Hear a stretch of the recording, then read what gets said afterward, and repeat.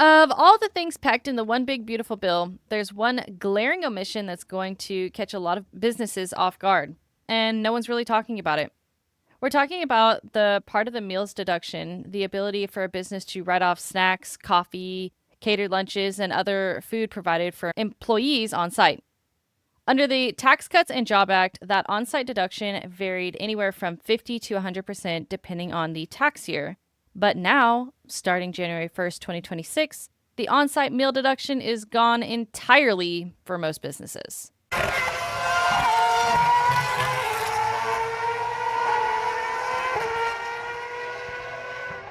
Welcome back to Full Throttle Finance, a financial literacy podcast where we take complex financial topics and we break them down into practical, relatable discussions. My name's Felicia, and I am your CEO at Cleanbee Consulting.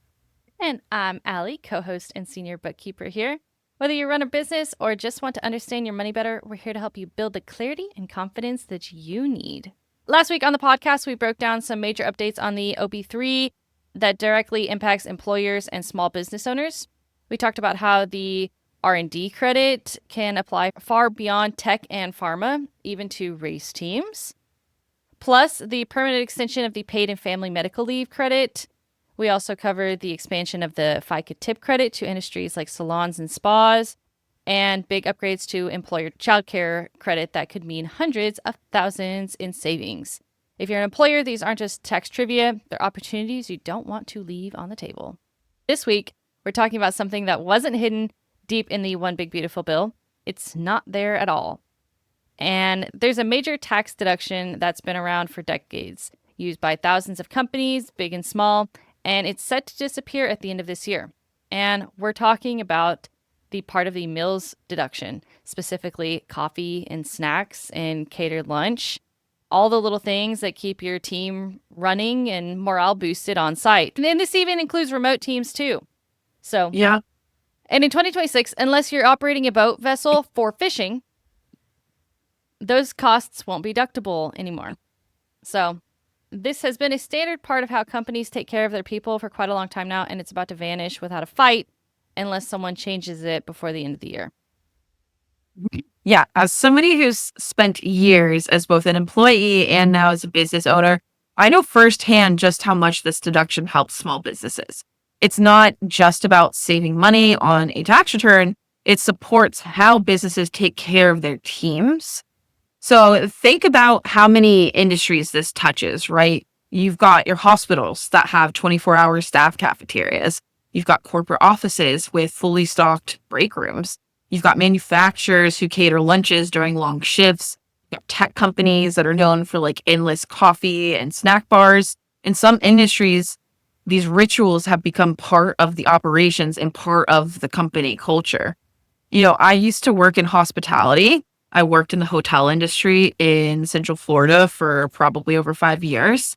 And a lot of the big hotels there have not even necessarily the big hotels. I worked in like small mom and pop hotels too. But, you know, the hotels have staff cafeterias and they run all day long.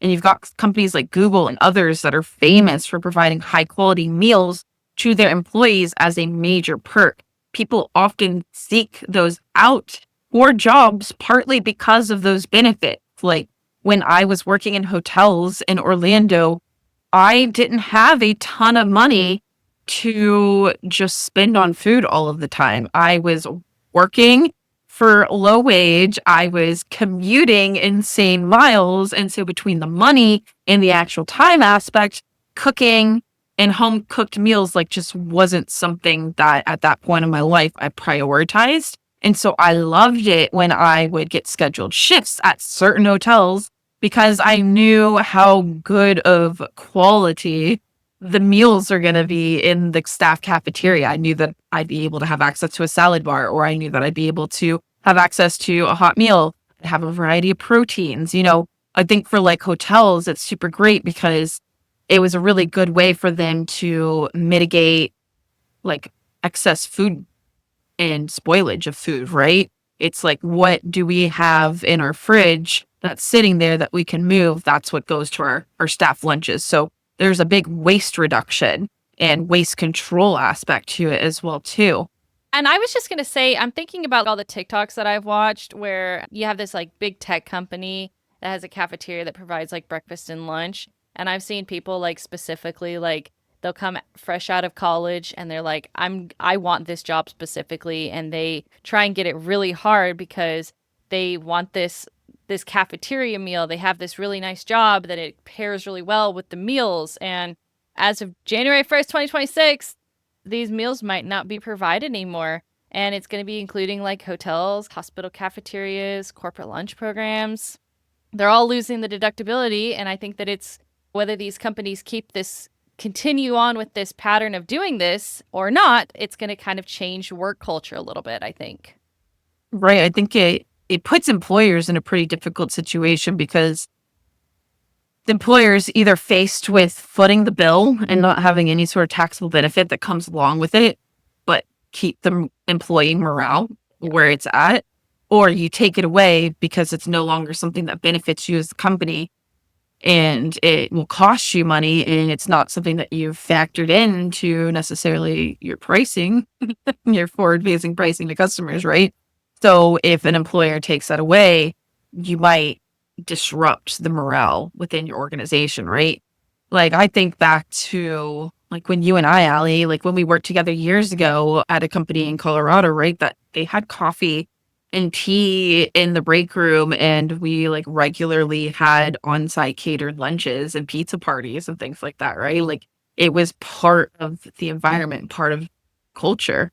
And like when we look at it and we fast forward to like here at Clean Bee Consulting, right? Like I like to treat us to coffee or breakfast or lunch, once a month, typically, like during one of our working meetings or a training or something like that, right? Because I feel like it's just like a nice thing for a company to do. And I do get a tax benefit from it personally, right? But now, starting January 1st, 2026, like you said, like those meals aren't going to be deductible anymore. So now I'm in that position where it's like, well, I do want to still continue doing it. And I probably will still continue to do it because for you and I, we're a small team. That impact for me to just take that cost on personally is not really much to think about. But like when you think of even a team of 10 people, right? It's a low hanging fruit. It's something that I benefit from at the employer level, but my employee also benefits from. And so it's a win-win for both situations. Now you take the win off the table for one side of the party and you chance that win turning into a negative with the other side of the party if you take that benefit away. So true. And once that deduction's gone, a lot of businesses, like I said, are going to rethink whether or not they're going to keep providing those perks. And for employees, honestly, that's going to feel like they're losing a benefit. I'm not saying that you should keep it and you should foot the bill for it as an employer, but sometimes as business owners, right, we're faced with really hard and difficult decisions to be made. And sometimes we just have to understand the right way to frame it to employees. But I'm just going to let you know my experience with working with businesses and working with employees. If this is something that's been baked into the company culture, your employees are going to feel like they're losing a benefit. So maybe trying to find somewhere else where you can give them something to offset what they're losing might be a good idea. But, if these things add up and it's not only in cost, but it's how they make people feel at work. And that's what goes home with people at the end of the day. And that is what drives whether or not they want to continue working at an employer's establishment, right? And what's frustrating is that this wasn't a hidden clause buried in the One Big Beautiful Bill, right? Like it just wasn't there at all. While everyone's been focused on big ticket items like tax breaks and overtime deductions and tip deductions, this one is quietly set to expire at the end of 2025 and nothing is there to replace it. And there was just no communication about it at all. Yeah, and this was the first time I have actually, you said something to me like last week and you said something about it. And this is a big deduction that I think I would say most companies take advantage of. And I think that it's going to be really interesting. We're T minus 4 months 5 months from the end of the year. And it's like, I hadn't heard anything about this. Like, I think this is going to be a big slap in the face for companies. So I think Yeah, and I mean, the Big Beautiful Bill passed on July 4th. So it's been over a month and a half. before anybody even started talking about it. And that's because we had to realize that it wasn't there, right? Yeah. It's like everyone's focused on what was included in OB3, but not what OB3 did not include. Yeah. Which, I mean, rightfully so. It's a huge piece of legislature. We got to break down what's inside of it. But again, it takes time to break down all this information, which is why people are just now realizing, wait, there was nothing pushed to replace this. So this just is one of those things. Like we've talked a lot, I think, in our episodes leading up to this for the One Big Beautiful Bill about things with sunsets in 2028, like temporary tax breaks and temporary things. This is one of the things that sunsets this year that will not go on moving forward. And it's something that we've gotten very accustomed to capturing for deductions for businesses for decades now. And, this probably also means, right, that people need to change their internal processes because you can't just put meals probably all in one bucket now. No. Because you do still have some 100% deductible meals and you do still have travel meals and things like that. So I think like on the record keeping side of things, like there's a lot that will need to be thought about for businesses, not only with your policy changes for what is and what is not a deductible expense anymore, but like how you actually record keep that data as well too. And like it's surprising that this wasn't continued, in my opinion. Like you would think that a lot of employers, and we're talking even the richy riches at the very top, you would think that a lot of employers would not want this deduction to go away. It is, like I said, an easy, low-hanging fruit way to take care of employees that employers benefit from. And, some people, they factor the value of what they get for meals into their compensation, even if it's not considered like a fringe benefit where it's actually computed mathematically into your salary rate. They think of it I did at the very least, right? I thought about it in terms of a remote work, like a remote job, right? When I took a remote job, I might have taken lesser pay because I knew I wouldn't be commuting and I would be saving on gas money. And so same thing, like I think that a lot of employees might settle for a little bit lesser pay, but if you've got employees that were hired and that was their mindset up until now, and then you take this perk away, well, now they don't have that benefit that justified the lower salary, and they're probably just going to start looking for a new job, to be quite honest. 100%. And I think you said it just right. We want to clarify before we get too far into all of this that this does not affect your per diems. This does not affect meals with clients. This does not affect travel meals or marketing or networking meals. So, thankfully, it is only affecting your snacks and company-provided meals on site. Yeah, and it's going to affect the morale aspects of your, right? Like you look at per diems, and that's just kind of like due diligence for while someone's traveling, right? You look at meals with clients, that's necessary for business development. You look at travel meals, that's also necessary to perform work or for business development. Marketing, networking, also good for business development. This is like the only one portion of the meals deduction section within the IRS tax code that literally was super beneficial to an employee and directly tied to their morale, right? Yeah, so this is if you're sending someone to a conference or taking a client to dinner, traveling or covering your own meals on a work trip, nothing is changing. This change is strictly about meals you provide to your employees at your own workplace, like stocked snacks, like catered lunches, pizza parties, coffee services. Yeah. And here's what will still be deductible in full. Holiday parties, they're usually on site. They're still going to be deductible. Company picnics, other occasional non-routine company events, that's the kicker right there. Even all if held on site still remain 100% deductible. These events are considered recreational or social activities for employees. They are not subject to the 50% cap, and they're not impacted by the 2025 sunset. Yeah. Then, a holiday party may or may not be on-site or off-site. Same thing, like the company that we worked at together, they always did like summer picnics, right? Yeah. Those would still be 100% deductible. So, those, I guess I misstated earlier when I said they took away the one deduction that directly benefits employee morale. Because obviously holiday parties, company parties, things like that will affect your employee morale, but they are infrequent, right? That's Yeah. the key word there. They're They infrequent. have to be And infrequent.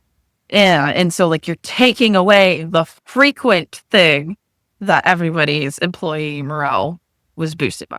Well, and All morale was boosted by. you think about like different companies, like you and I, we get like travel meals and we get meals occasionally because we're a small company. But you look at like a larger company where you've got somebody who may not ever travel or may not ever have a client facing meal.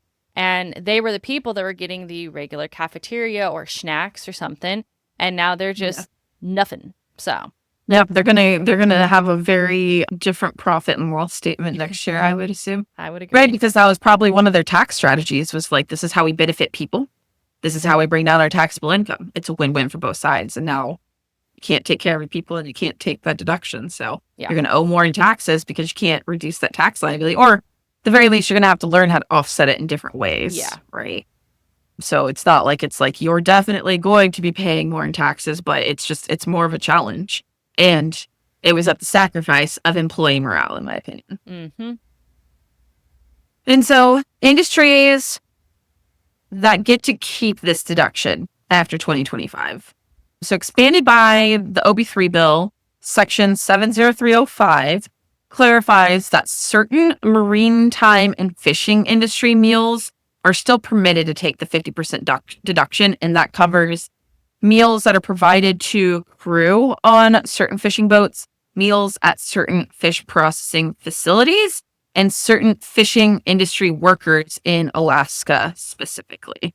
So like the practical takeaway is that your fishing vessels, your offshore platforms, and certain maritime operations can keep deducting those 50% meals because they are tied to safety, location, and operational needs deemed necessary by federal law for them to operate. And to be clear, we don't think that this includes cruise ship meals either, by the way. The way we see this breaking down, like cruise ship vessels operate more like restaurants and hotels, not an actual fish processing facility. So the way we read the literature is that cruise ship meals for staff, even though you're stranded on a boat out at sea, would not be allowed to be deducted anymore unless they were fishing for fish and processing fish in that vessel. And then I would probably even argue that only the people that are tied to fishing and fish processing would be applicable to the deduction. But so everyone else from hospitals to corporate offices to manufacturing plants, right? Like you're going to lose out on this deduction for routine workplace meals starting January 1st, 2026. So reap it for all it's worth in 2025. And so at the end of everything, the meal deduction isn't a small bookkeeping torque. Torque. So at the end of the day, this meal deduction is not a small bookkeeping tweak. It is a cultural shift for a lot of workplaces. And for some businesses, it's going to mean cutting back on things like coffee and snacks and catered lunches and pizza parties and those little perks that keeps your team connected. Or at the very least, if you continue it, you need to know that you can't deduct it anymore and you're going to need to start using personal funds and not business funds to cover those costs, right? And for others, it honestly might not even change a thing, especially if meals have never really been part of your budget or part of your business model in general, right? And so that's why we actually want to hear from you. We're curious. Is this change going to make your company have to rethink its employees' perk? Or do you think your employer is going to keep it no matter what the IRS says? Send us a DM, leave us a comment, or share this episode with somebody who should probably start planning ahead before 2026 comes around. Make sure you're subscribed. And as always, keep your finances in gear and your deductions legal. We'll see you next week.